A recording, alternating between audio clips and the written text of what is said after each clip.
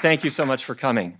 I was sitting at my desk one day, phone rang, and it was a young woman on the other end of the line who said, I need your help. And as she described her symptoms, they didn't sound very pleasant. She said, one day every month, I just can't move. Many women get menstrual cramps, but for maybe 1 in 10, it's off the scale, can't function. And that was her situation. She had a business trip the next day, and she said, could you give me some really heavy-duty painkillers so I can get on the plane? And I said, I can, sure. But then how do we stop this from happening next month? And the month after that, and the month after that? What else can we do? So I did give her some painkillers, but I also said, would you like to try an experiment with me? For the next 4 weeks, no animal products, and keep oils really low. She said, I suppose so, I guess. And she tried this. She called me back 4 weeks later. She said, this is amazing. Got my period, no symptoms at all. Next month, same thing. Next month, same thing. And if she deviated from the diet with a little more greasy foods, she really paid for it at the end. So in a little while, I'll tell you why I made that particular prescription.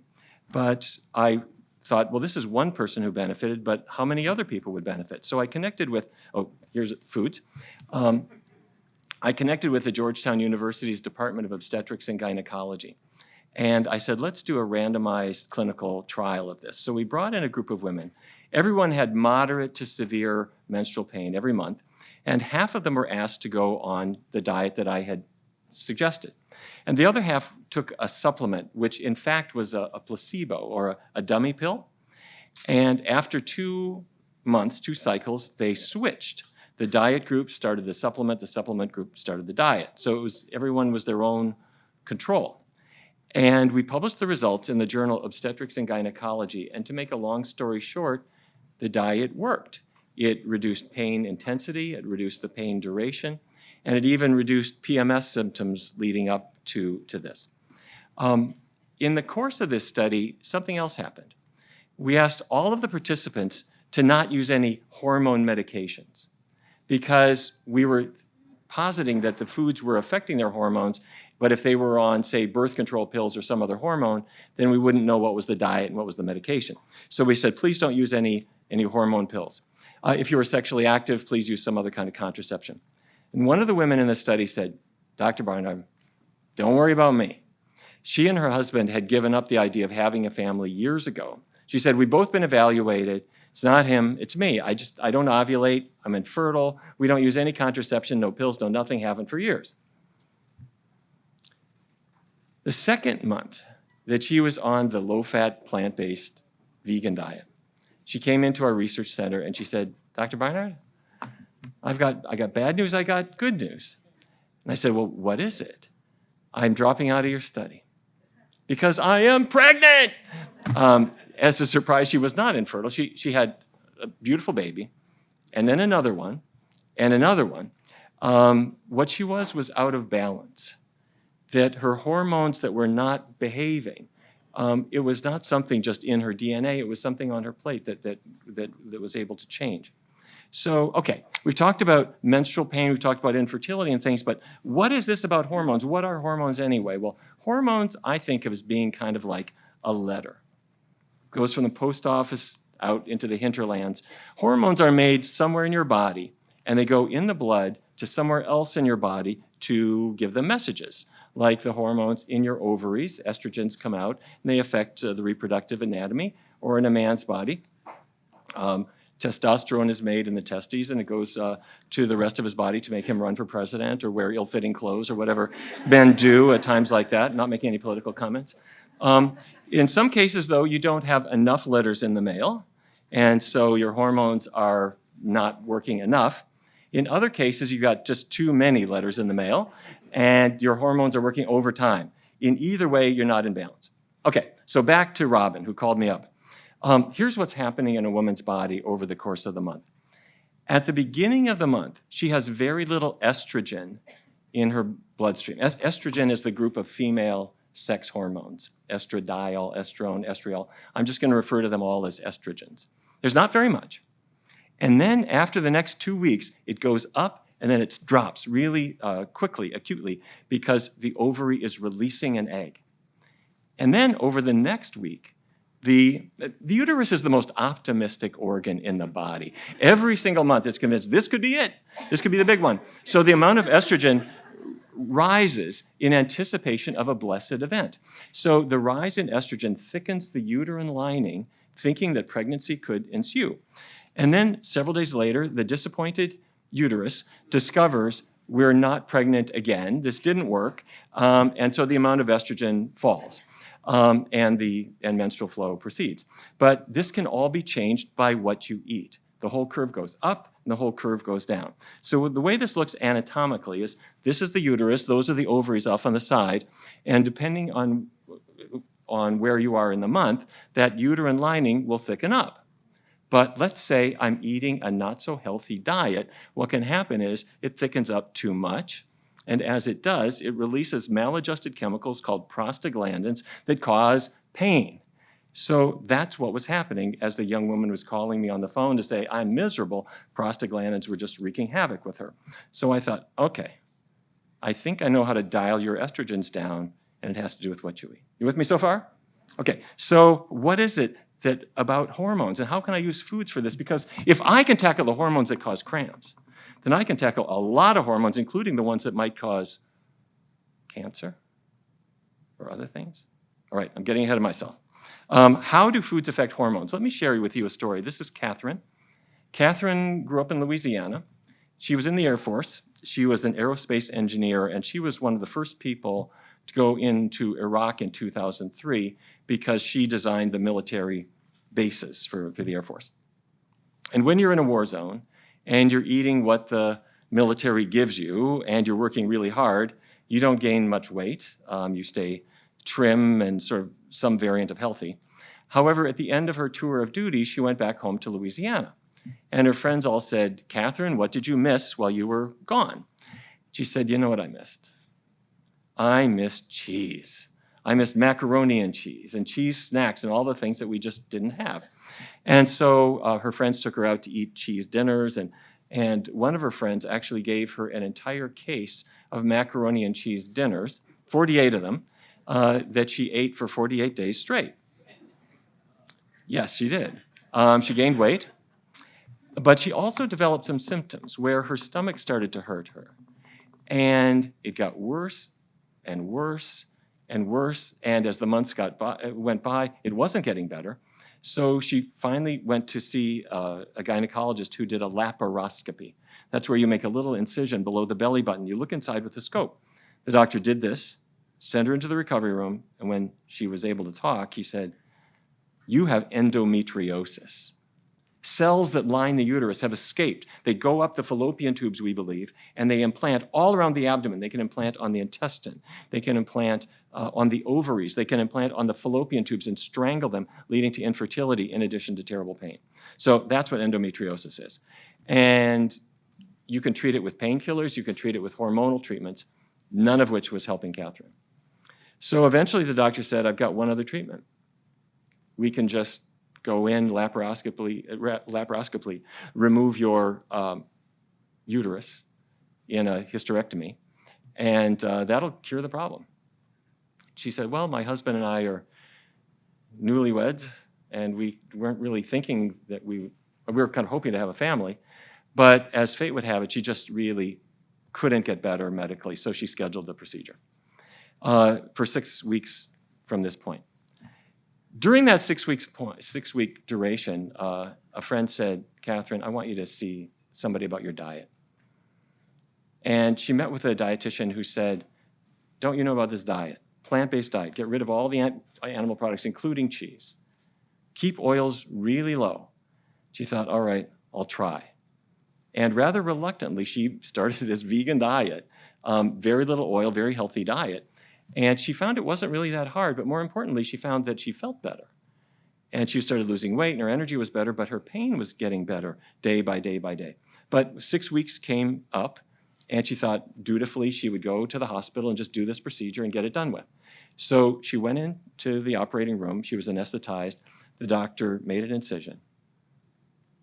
About an hour later, she woke up in the recovery room.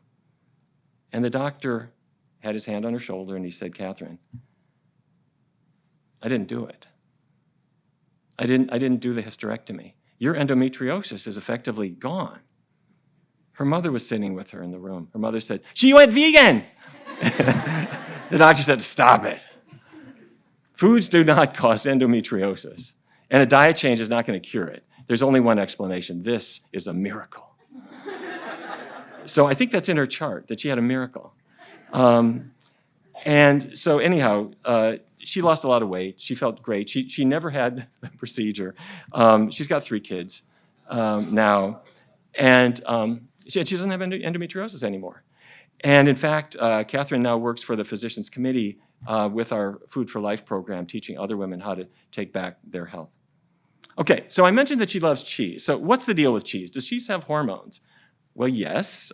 Cheese comes out of milk. Milk comes out of the cow. Cows are impregnated annually, and so for 9 months out of every 12, dairy cows are pregnant, making estrogens. It gets into the blood plasma, and from the blood plasma, it gets into the milk, and the longer the pregnancy proceeds, the more estrogen there is. Now, it's only a trace, but it's there. And in fact, some dairies have gone to the FDA and said, "We want to label our milk as hormone-free because they don't inject bovine growth hormone."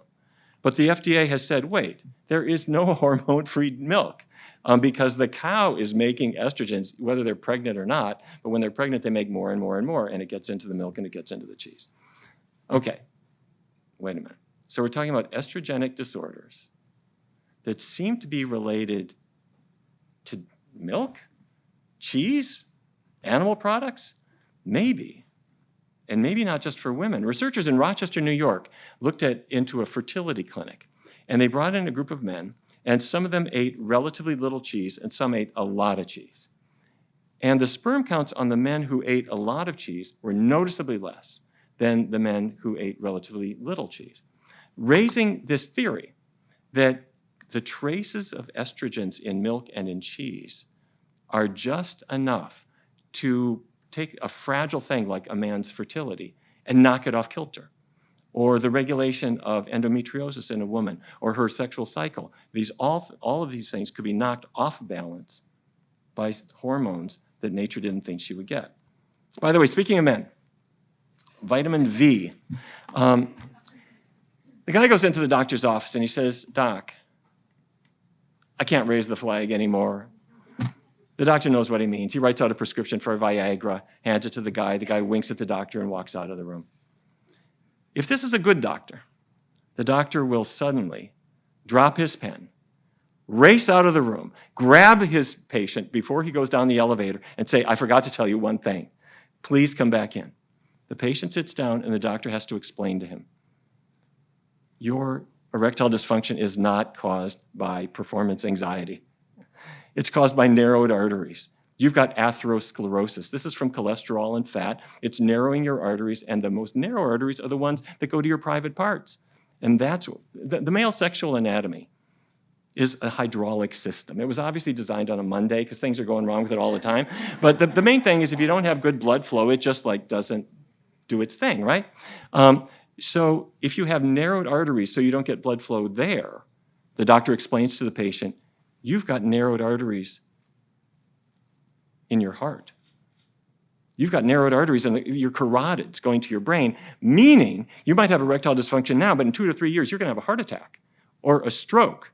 You're a high-risk patient. So take your Viagra if you want to, but we've got to talk about reversing your systemic atherosclerosis, which will kill you. Please see the dietitian before you leave. You've just saved this patient's life. Erectile dysfunction is the canary in the coal mine of systemic atherosclerosis. Are you with me? Is this making sense? Okay, all right. So note to self, skip the cheese. What else affects our hormones, though? Your body has a certain amount of wisdom. It tries to get rid of excess hormones. Your liver, we don't respect our liver. It really cares for us. Things that we swallow, it tries to just get rid of them, including excess estrogens. And the estrogens go through that green, down the biliary tree. This is the common bile duct. And from there, it goes into the intestinal tract, and the estrogens go around and then out. You literally flush them down the toilet. However, this depends on something. It depends on fiber. Fiber is in your intestinal tract, and it carries the estrogens out. But here's the trick. Fiber is only in plants. It's not in animals at all. And so if you had salmon for lunch or an omelet or cheese or something like that, there's no fiber in that. And so the estrogen in the intestinal tract is absorbed back into the bloodstream, and it goes back to the liver eventually, and it goes around and around and around. And a woman then has too much estrogen circulating 24/7. And same with a man. Too much testosterone circulating 24/7. I've often wondered what would happen to politics in this country if men had a little more fiber in their diet, but that's another comment. So, spam. Animal, plant, what is it? Fiber? Yes, no? No. Trash can, goodbye, see you anyway. So, KFC? Sorry, gone. But also some plant things have had the fiber removed in the process of refining, so we're going to get rid of them too. Okay, so we've been talking about estrogens in foods, and we've been talking about how the body has a way of getting rid of them, getting you back into balance, but there's yet a third thing. And that's in dairy products, but it's not the fat, and it's not the protein. Something else. Daniel Kramer at Brigham and Women's Hospital in Boston started looking at the loss of fertility. As you know, when a woman is in her, maybe she's in her early 20s, she's at maximal fertility. But she might say, I'm starting my career. This is not the time when I really want to take time off and raise a family. I'll put that off. And as she reaches 30 and 35, her mother says, don't wait too long. The biological clock is ticking. Your fertility is declining. She says, I know. Dan Kramer looked at the drop in fertility between the late 20s and the late 30s in a woman's life. And in Thailand, where the diet is not an ice cream and cheesecake diet, there's relatively little dairy consumed. During that time period, the late 20s to late 30s, the drop in fertility, about 25%. In Brazil, a little more cheese, a little more rapid drop in fertility. In the United States, a lot more dairy products, especially milk, high fat, low fat, and whatever. And the drop in fertility is about 80% during that time period. And then Dr. Kramer filled in lots of other countries. And the pattern is not perfect, but you can see that there is a pattern that with more dairy, there seems to be a more rapid loss of fertility. Why is that? He laid the blame on sugar. Lactose sugar. Lactose is the dairy sugar, and it's the most plentiful nutrient in milk. There's more of it than there is of protein or fat or anything else. And in your digestive tract, assuming you can digest lactose, it breaks into galactose and glucose, and galactose is toxic to the ovary. So what he believed, and has suggested, and there's substantial evidence that this is true, that the more you expose the ovaries to galactose, the more you knock out fertility, you knock it out faster and faster and faster. Well, infertility won't kill you, but researchers looked at the same kind of relationship with ovarian cancer. And this was a Swedish study looking at women who consumed less than 2 servings of dairy a day, 2 to 3, 3 to 4, and 4 or more. And you could see ovarian cancer just goes right up with it. There are also some rare genetic conditions where kids can't eliminate galactose effectively. And they have massive infertility and much higher galactose toxicity. So you hear people promoting milk for calcium and all kinds of other reasons, but at the same bargain, they're promoting something that has estrogens, that has other poisons to the body.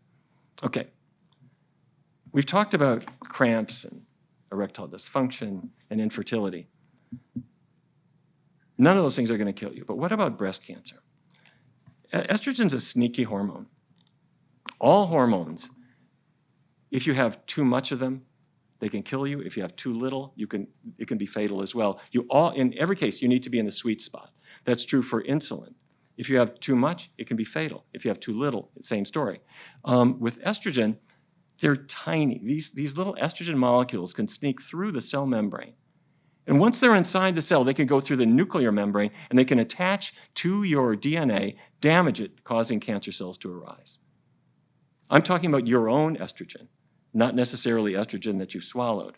And studies show that the higher your estrogen level in your blood, the higher your risk of postmenopausal breast cancer.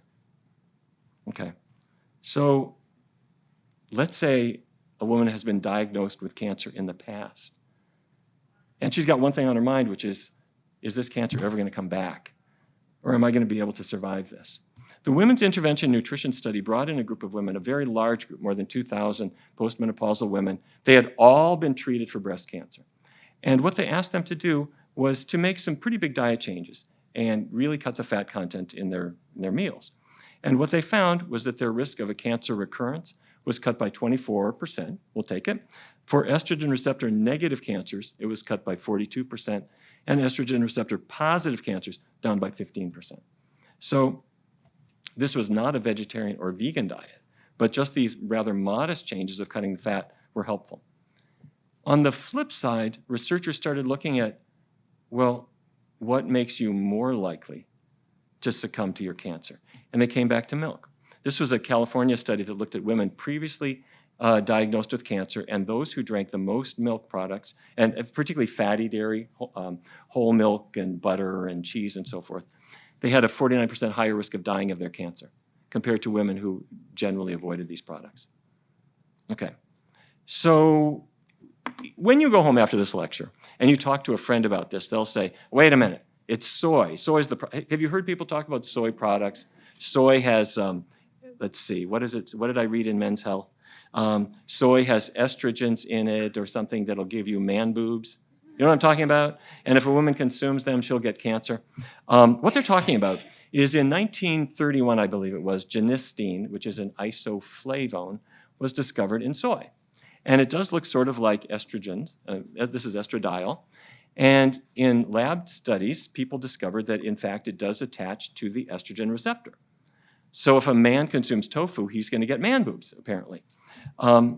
Well, if someone suggests that to you, you can do an experiment that I think will disprove it. Go to the beach in August, and you'll see some kind of heavyset guys who have taken their shirts off, and some of them do have some breast augmentation.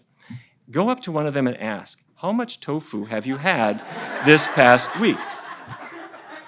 Tempeh, miso, edamame? And what he's going to say is, Eda what? What do you, like burgers? That's me. What has happened, here's what's happened. That's a fat cell. He's been gaining weight from eating cheeseburgers. Fat cells are not innocuous blobs of calories. They are little factories, and they take his testosterone and they convert it into estradiol. You with me? Testosterone in a man's body is converted into female sex hormones, causing him not to just have fat around his breast area. That's breast tissue that he's developing. The same thing will happen in women as well. Okay, but what about cancer? Could soy cause breast cancer? Well, we've had enough time to sort this out. And it turns out, on the basis of many studies, a high soy intake.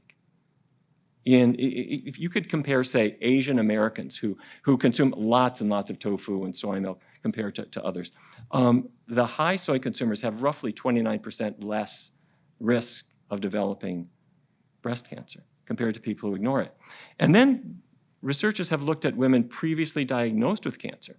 Those who avoid soy have the highest mortality. Those who consume a lot of soy, whether it's tofu or soy milk or miso or whatever, they have the lowest mortality. And that's true whether it's estrogen receptor negative or positive tumors. These are just two different varieties of tumors, but in both cases, it seems to work. So in your car, you have a gas pedal. And if you step on the gas, it goes. But you got another pedal in your car, right? And it is the brake. Soy hits the brake. It does attach to estrogen receptors. You got alpha receptors, you got beta receptors. It attaches to the beta receptors and it helps slow down cancer growth. Totally optional, you don't have to have it, although soy is very handy. If you have soy sausage, it beats the heck out of pork sausage. One day they'll make snow tires out of it probably. They make all kinds of great things, but it does not cause cancer. If anything, it's a cancer preventer. Okay, so we've talked about estrogens and testosterone. Let's talk about thyroid hormone. So many people have thyroid issues, but they're vague. Your thyroid gland is at the base of your neck, and it regulates energy in the body. So if you're hypothyroidism, you're low, and you feel weak, and you feel sensitive to cold, you might be constipated, you might have weight gain, you might feel depressed, your skin and hair change, and doctors won't know what to make of this, because these are sort of everyday symptoms. But sooner or later, the doctor will do a blood test and that will tell the story. The opposite can happen if you're hyperthyroid. The thyroid is cranking out too much thyroid hormone, and that means you can lose weight. Sometimes you can gain weight. Your pulse will become irregular.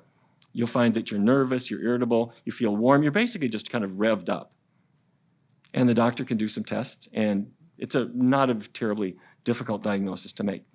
So why are so many people having thyroid problems? Well, problem number one is obvious from the hormone itself. Those big purple blobs, that's iodine. And back in 1924, the Morton Salt Company said, let's put iodine in salt. And so people were getting plenty of iodine, and they had more than enough to make thyroid hormone. However, I started using Himalayan salt or sea salt or other kinds that are not, in fact, iodized. So I might not be getting the iodine that I need, and so my thyroid hormones are starting to go a little bit out of whack.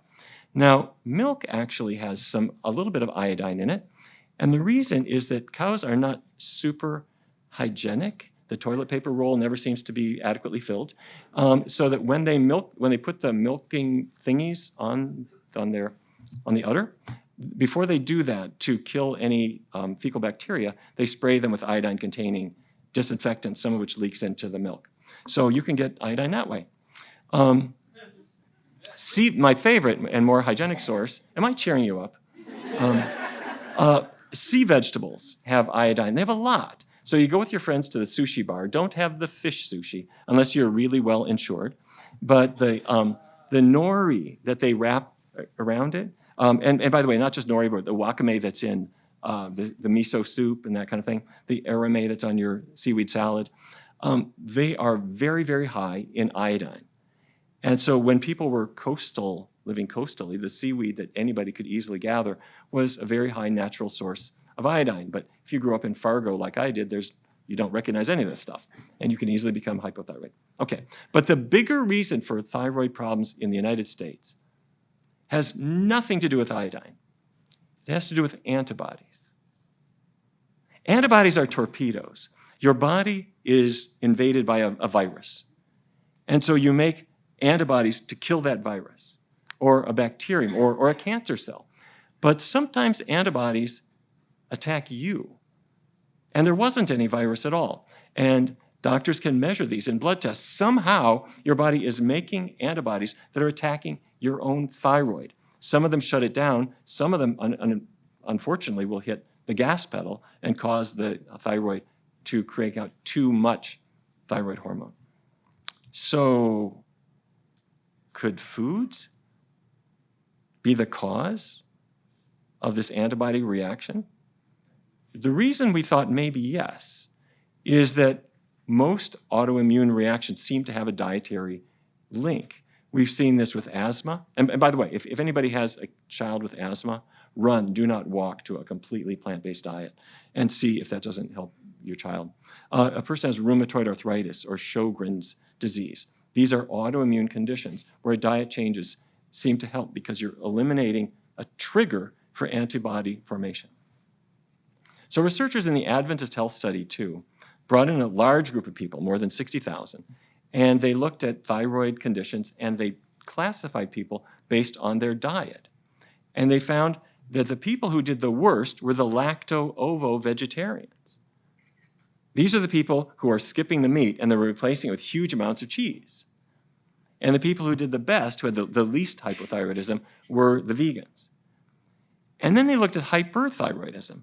They found, once again, the vegans do the best. They're not exposing themselves to animal antigens, and the omnivores seem to do the worst. So we clearly need more research here, but we've had more than enough for people to start trying this on their own. So this is Mike. Mike is a neurosurgeon in North Carolina, and at age 52, he was in generally good health, but every year he'd have a physical, and one year his doc said, Mike, your thyroid is a little low, and the way they measure this is with a blood test called TSH, or thyroid stimulating hormone. TSH pushes the thyroid to get active. And if TSH is getting higher and higher, that means that for some reason your thyroid is sluggish and needs to be pushed really hard. So his TSH was going up, and the next year and the next year and the next year, after 5 years, his doctor said, let's face it, you've got hypothyroidism. Why don't you let me write you out a prescription for thyroid replacement? Well, he decided to try a dietary approach as kind of a coincidence.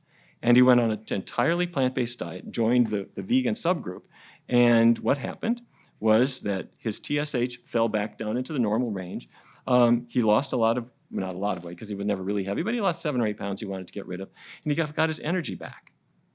Okay, other people have found much the same thing. I personally think we need more research in this area, both on hypo and hyperthyroidism, but we know more than enough now before we say to a person, you're going to have to be on medication forever, or you need surgery, or you need radioactive treatments. Let's have a look at what's on your plate. One more hormone. I just want to share with you a few things about insulin. The National Institutes of Health gave us a grant in 2003 to see if we could improve the dietary treatment of people who have type 2 diabetes. And we tested the best current diet, that's cutting calories and limiting carbohydrate and so forth, versus a completely plant-based diet. And this will not be on the test, but what we track is hemoglobin A1C, which indicates your blood sugar control. And the red line is the control group on the conventional diet, and they improved. They did well. They improved by about 0.4 absolute percentage points. The vegan group dropped by 3 times more, about 1.2 absolute percentage points. That drop is better than any oral diabetes medication you could get. And that's just from eating beans and asparagus and brown rice and fruit and things like that. No calorie limiting, no medication changes. To show what this means, this is a man named Vance who was one of our first research volunteers. He came into the study. He said, diabetes, it's been in my family. His dad was dead at 30. He was 31 when he was diagnosed. He came in to see us in his late 30s. He said, diabetes means I'm going to lose a leg. It means I'm going to go blind. So anyway, he joined our research study, and he was randomly assigned to the vegan diet. And after about 3 weeks, he said, this is pretty easy diet. I said, what do you mean? People think of a vegan diet as meaning you have to have a taste for folk music and tie-dyed shirts. You have to be kind of half philosopher to go vegan, right? He said, look, instead of eating meat chili, you eat bean chili. He said previous diabetes diets had told him, cut calories, count carb grams, calibrate your insulin doses, He said, you don't tell me to do any of that. Instead of Alfredo sauce, it's tomato sauce. This is not hard. And over the course of about a year, he lost 60 pounds. His outside doctor, stopped his diabetes medications. And his A1C dropped from 9.5, which is out of control diabetes, to 5.3. Now, if you're not familiar with these numbers, I got his lab slip. And I paced around in my office for about 20 minutes staring at this lab slip. That's not diabetes. That is a normal value. This man had a terrible family history, and he himself was diagnosed with this disease and was out of control before he came in. Now he's on no medications at all, and he has absolutely no trace of diabetes in his body. Here's my question. Do I tell him he doesn't have diabetes anymore? I know that sounds like a funny thing to say now, but at the time, what everyone said is, once you're diabetic, you'll always be diabetic. Don't you tell that patient that they're cured. And that there was some logic to that, because the idea was people with diabetes need to take it seriously. They need to be really careful. They need to be careful with their medications and their exams. Nobody ever thought that the disease could go away. My dad grew up in the cattle business, but he left the cattle business, I'm happy to say, and he went to medical school. He became the diabetes expert for Fargo, North Dakota. And all throughout the eastern part of the state, people would come see my dad. At 6 o'clock every day, thereabouts, give or take, he would open the front door and come in and set down his medical bag. Never once did I hear him say that any patient ever was cured. Never once did anybody really get better. My dad's job was to fight a slowly losing battle, trying to keep people from having symptoms, trying to keep their feet attached, trying to keep them away from dialysis as long as possible, trying to keep their vision as long as possible, knowing that in almost every case they would lose 10 years of life or 12 or 13 years of life, and that the same problem would happen in their kids. I never heard success. So here I am looking at Vance's lab slip thinking, I don't think he's got diabetes anymore. And of course, now it sounds silly because we see this all the time. Diabetes we have shown and proven to be a two-way street. But it will never be a two-way street if we don't change it. By the way, when I asked his permission to share his story with you, he said, make sure you tell everyone that my erectile dysfunction went away too. So, okay. All right, so let me show you the cause of type 2 diabetes. You have glucose in your blood, which is a good thing. Its job is to get into this. This is a muscle cell, this big thing. Your muscles run on glucose, just like your car runs on gasoline. So the glucose has to go through these funny little channels to power your cell. And insulin is the key that's going to open them up. With me? Okay, so the insulin is made in your pancreas. It arrives at the surface of the cell, just like a key, and then it opens these channels and lets the glucose in. The reason that the insulin is not working in type 2 diabetes was something my father never heard of. Because they didn't have magnetic resonance spectroscopy at the Fargo Clinic. When you take a patient with type 2 diabetes and stick them in a magnetic resonance, you stick them in a huge magnet, and you're looking inside their muscle cells, and what you see is fat. They can be rail thin, but inside the muscle cells are particles of beef fat and chicken fat and fryer grease and olive oil, extra virgin olive oil, extra virgin olive oil. It's building, now doctors hate words like fat because it has only 3 letters, so we'll call it intramyocellular lipid, but it's fat inside the muscle cells.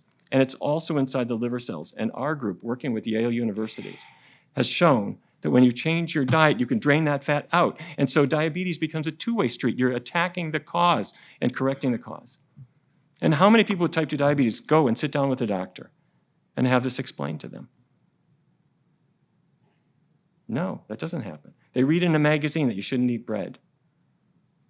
That has nothing to do with the cause. It's your body can regulate this hormone once you bring it back into balance.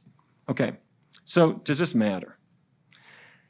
I'm going to argue that it does matter. This is Tony Sadalero. Anybody know Tony Sadalero? Anybody heard of him? Tony Sadalero was a very good doctor. He was the head of Methodist Hospital in Philadelphia. And in his mid-40s, he was running the hospital. They were building a new wing. And every year he had an employee physical, and so including a chest x-ray. He went down, had a chest x-ray, went back up to his office. He was doing things, and his phone rang. And it was the radiologist who was a friend. He said, Tony, get back down here. Okay. Tony went back down to radiology, and the radiologist put his chest x-ray on the screen. And he said, Tony, what do you make of this? And Dr. Sadalero looked, and he saw densities all in his chest. And to a doctor, this means, do I have cancer? And he didn't wait. They went ahead and did a bone scan that very day, and they found he had metastatic cancer in his sternum, in his ribs, and in his skull. And it turned out to have started in his prostate gland. Now, a lot of men have prostate cancer. And if you're 80 years old, this very slow-growing cancer is probably not going to kill you. And so doctors take their time about doing surgery. They track a blood test called PSA, and if it's not rising too fast, they just let it go, because this cancer is so slow-growing. But he had such an aggressive cancer, it had already metastasized when he was in his mid-40s. This was an extremely aggressive cancer, and this was a death sentence. He had a matter of just months to live. So in a moment, he went from being an active, productive doctor to being a patient who was about to die. And to make everything worse, his father had lung cancer and did die just very shortly after his own diagnosis. So Tony drove up to New Jersey from Philadelphia, and he buried his father. And he consoled his mother as best he could. And he thought, in the time I got left, I'm just going to run that darn hospital as best I can and turn it over to somebody else. So he got on the New Jersey Turnpike, and he started driving down to Philly. And he saw a couple of hitchhikers beside the road. And he picked them up, mostly just to have somebody to talk to. And as fate would have it, they had just gotten out of macrobiotic cooking school. And they said, Doc, so you got cancer. Okay, brown rice, tofu, you can eat these things, a little yang, a little yin. These were the most annoying kids you could imagine. They didn't understand that he is a doctor. He doesn't need this getting his chakra-aligned mumbo-jumbo to try to make him feel better about some kind of quackery. But as they got out of the car, they pried loose his address, and they promised to send him a book, which they did, 67 cents postage due. And so he read the book, and he thought, this is just silliness. Except there was a story of a woman with breast cancer who happened to be a physician who had done very well on this diet. And he thought, well, that's curious. I'll call her up. And he did. And he rang up her home, and her husband answered the phone. He said, is Dr. So-and-so there? Yes, but she can't come to the phone. She's very, very ill. And her husband explained that she was dying of her breast cancer. And so Tony said, I got it. Okay, never mind. I'm sorry for bothering you. And but before he hung up, he said, wait a minute. I read about her in this book, that she was supposed to be an example of how good this diet was. And her husband said, yeah, she did great. She was on that diet, and it was the best thing that ever happened to her. It just turned her around. But she didn't stick with it. She's dying now. Tony thought, okay, my choices are, I'll try it. So he went to the macrobiotic cooking center, and he learned how to make brown rice, and that night he blew up his pressure cooker in his apartment. And he was just all thumbs. He found this like impossible. And every day he would go into the physician's dining room with his chopsticks and his brown rice, and the doctors would kind of say, look at this poor slob who's, let's humor poor Tony in his dying days. But Tony didn't die. A macrobiotic diet is a largely plant-based diet that goes from really ancient Chinese medical principles, kind of distilled through Japanese cuisine. And so they're extremely down on dairy, they're down on meat, very big on grains and vegetables and that kind of thing. So this is what he's eating. And he started to feel better. He started to feel, in fact, a lot better. His aches and pains went away, and at 3 months and 4 months and 6 months, Tony was still alive. And after a year, he just felt like old Tony. So he went back down to radiology, and he said, let's look. They redid the bone scan. And this made history because his cancer was no longer detectable. And this was not just somebody. This was the president of Methodist Hospital in Philadelphia to whom this happened. So he said, all right, I cannot keep this a secret. And he wrote a book called Recalled by Life. And he went on all the talk shows saying, I don't know how this works, but we have to study this. We have to understand this. I'm an N of 1. Let's bring people in and figure out how this works. And it's a very well-written and engaging book about his story. So I read this book, and I called him up. And he was vibrant, and I went and visited him, and I looked at his scans, and it's true. This man was cured, or seemed to be cured, at least. But as I got to know him, and we compared notes and so forth, and time went by, one day he told me something kind of frightening. He said, I've been well for so long. It's been about 10 years. I decided to stop the diet. What? I want to see how I am if I kind of liberalize this a little bit. And he didn't do well. Very rapidly, he started to get edema in his hands, which he couldn't really explain, and his energy level was going down. He could feel something was not right. So he tried to go back on the diet, and his macrobiotic counselor said, Tony, curing cancer once is a really good thing. Curing it twice is really hard. And I called him up one day, not too long after this. And his voice was strange, like a person on drugs. I said, Tony, what's with you? He said, I'm sorry, it's the narcotics. I said, what do you mean? He said, my cancer's back. 2 weeks later, he was dead. Now, you cannot know from one person, did diet cause his cancer? Although we do have very good studies. Harvard has 2 very large studies linking dairy products to prostate cancer and also linking certain compounds to protecting against prostate cancer, like antioxidants like lycopene, that reduce the risk. But you can't know if that was the case in his case. And you cannot know if the diet is what cured him or if there was some other thing, some other reason. And you also cannot tell if had he continued the diet, would he be alive today? But what we do know is that we have more than enough evidence and more than enough explanatory biological mechanisms to say that medical science can no longer ignore these and rely simply on detecting it and zapping it. We've got to look at what the body can do for itself. And my message is this: the body can heal. If you cut your hand a Band-Aid doesn't heal you. Built into your DNA is all of the instruction that the skin cells need in order to rejoin to each other and the broken blood vessels will reattach. If you break your leg, the cast doesn't heal you. Built into your DNA is a program to allow that bone to rejoin. Arteries can heal, but they will never heal unless you get the cholesterol out of your diet and the animal fat out of your diet. And the menstrual pain and the fertility issues and even the cancers, the healing capacity of the body has to be supported. And it is so easily frustrated by diet choices that we make all the time. It's the equivalent of having a broken leg and an insecure cast that never allows it to be stabilized, or picking at a cut so that it can never possibly heal. That's what we do with the foods that we choose and that we feed to our families. So what's a healthy diet? A healthy diet is 4 things. It's fruits and grains and vegetables and legumes. What are legumes? What are they? Beans, peas, foods that grow in a pod. Beans, peas, lentils. Okay. So in our clinic at the Barnard Medical Center, we have thousands of people who come in and with many, many medical problems. And we talk about a healthy diet and they wonder, how can I do this? You want me to go vegan? I'm going to get divorced. I'll have to live in the garage. What do I do?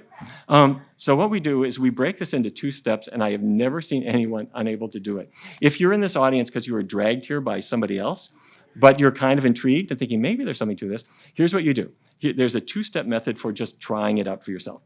You first check out the possibilities, and what you're going to do is for 7 days, take a piece of paper like this and fill it out, looking for things that are plant-based that you would like. What do I mean? I mean, for breakfast, every day I have cornflakes with milk. I'll try almond milk. I don't know. Is it any good? I don't know. You can go to the store and buy it, or oat milk, or hemp milk, or rice milk, or soy milk, whatever. Give it a try. Next to it are the vegan sausages. I don't know if they're any good. I can try it. You got 7 days to fill out your list. Every night I eat at an Italian restaurant, and I have my angel hair pasta, and now I guess I could try the arrabbiata sauce, which they tell me has no animal products. Or I go to Subway and I make a submarine sandwich. I guess I could throw off the ham and have the vegan sandwich instead. All right, so we're filling it out. And what you discover very rapidly is that there are lots and lots of healthy choices. And by the way, in my new book, Your Body in Balance, Lindsay Nixon made all the recipes for it. And when she sent them to me, she sent me a note saying, Dr. Barnard, I didn't tell you this, that my own cramps went away in the course of eating a low-fat vegan diet. So these are everyday things. Anyway, the point is there are lots and lots of wonderful foods that you can choose, including at restaurants when you eat out, lots and lots of choices. So you got 7 days to try it out. If you go to the sushi bar, you'll find that if you go get your iodine and lots of exotic things that we never had in Fargo, North Dakota, including maybe even Taco Bell, not the pinnacle of culinary art, but they've got vegan things for you. So after 7 days, you discover you've got your list filled out. That was the first step. Now, step 2 is let's do a 3-week test drive. We're going to do it all vegan all the time, but only for 21 days. And 21 days, you can do anything. Plus, you already picked out the foods. So let's try it. At the end of that time, 2 things will have happened. The first is you are physically healthier. You feel better. You're losing weight. If you have diabetes, your blood sugar is coming down. But the other thing is that your tastes are changing, and they're changing a lot. So we have some other things that you can use, other resources. We have an app called the 21-Day Vegan Kickstart, which you can get on your smartphone. It's free, that nobody is selling anything. It's menus and recipes and all kinds of stuff. This is my new book, which I'm hoping you'll enjoy and share with others. For clinicians, we have the nutrition guide for clinicians, everything from Alzheimer's to varicose veins. It's a free download. We have nutrition continuing education for all those doctors who didn't learn this in medical school. We will help you for free. The AMA accredits that and also accredits our International Conference on Nutrition and Medicine. It would make your heart sing to see 1,000 or more doctors in one room all deciding maybe we're doing too much with pills and not enough with food. Let's change that. The last thing that I want to just spend just a couple minutes on, if I may, and that's to say we need to change the world that we live in a little bit. You might think that hospitals would take advantage of the teachable moment where the patient is in the hospital and whatever they're there for, now's the chance to hook them on healthy food. But have you looked at hospital menus lately? Some of them are not so healthy for you, including processed meats. This is my hospital, the George Washington University Hospital. There's a helicopter bringing them in more bacon and sausage. I took this picture in our own hospital cafeteria. Bacon causes colorectal cancer. It clearly increases the risk of many other forms of cancer as well. And by the way, let me show you this from the New York Times. Cancer increasing among meat eaters 113 years ago. Hospitals haven't changed in all this time. I want to tell you something. Things can change. I wrote a resolution that I brought to the American Medical Association, which years ago was silent on diet. And I want to tell you something. The American Medical Association in 2017 passed this resolution saying that we call on U.S. hospitals to improve the health of patients, staff, and visitors by providing plant-based meals, low in fat, sodium, and added sugars, by throwing out the bacon and the sausage and the ham and the hot dogs completely and having healthy beverages. The world really can change. And yes, I praise my colleagues at the AMA for doing that. They've done a lot more. This is Albany. And Albany, as you know, and many of you helped with this, last year, the Governor Cuomo signed a bill saying that hospitals have to provide plant-based meals. So I applaud those of you who made this happen. But we've really got to change this world, and that means three things. It means learning, understanding information. Now, there are limits to what we know, and we have to be humble about that. And we do need more research, and we have to explore and learn as we go. But then we have to connect with other people, and we have to share information. The people who need this message the most are not in this room. The people who need this message the most are 12 years old. And in school, they're eating chicken nuggets. And on the way home, they're getting string cheese. And their parents put a cheese pizza in the oven, and then they turn on the TV, and half the commercials are snack foods, and the other half of the commercials are medications to undo the effects of the snack foods. And that's the world that kids grow up in. They've never heard any of this. And the girl's now 16. She's got menstrual cramps. She's told that's just what it's like to be a woman. The couple is dealing with infertility, and they're told this will be hundreds of thousands of dollars for you, likely. And somebody has a cancer diagnosis in their family, or they themselves have it. And they're told, here are your options. It's chemo, it's radiation. Yes, those are important in many cases. But if we're not focusing on food, then we are deciding that we do not care, that the body has healing properties of its own that are more powerful than anything else and need to be shored up. So we have to make some noise, and that's what it is. So I'm hoping that every one of you will take your personal megaphone, which might be your Instagram page, or it might be Facebook or Twitter account or whatever it is. Let's make some noise. Let me also ask you to please join us. If you would, when you can, turn on your smartphone and actually go to pcrm.org/balance, join our network, and we have lots more resources there, and also an opportunity to sign up for more alerts. We are working on legislation all the time, including here in New York. We've got a bill coming in shortly that would require doctors to actually have continuing medical education related to nutrition 3 hours a year. It's a start. We are going to get pushback like you've never believed. But I think we can win it if we just insist that this is the case. We recently did a poll. 64% of doctors actually support it, but the medical community itself, the organized medicine, is not yet there. So help us to arm wrestle this. Governor Cuomo signed the bill. Hospitals need to put it to work. Let me ask you to help us arm wrestle with the hospitals. And the big area then has to be schools. There is no reason that a 7 or 8-year-old child should get a great education and even a look at their morals, but they're getting foods that are going to make them unhappy and hurt them and possibly even kill them later in life. We've got to change that. So I want to thank the JCC, and I want to thank all of you for allowing me to share this time with you tonight. Thank you very much.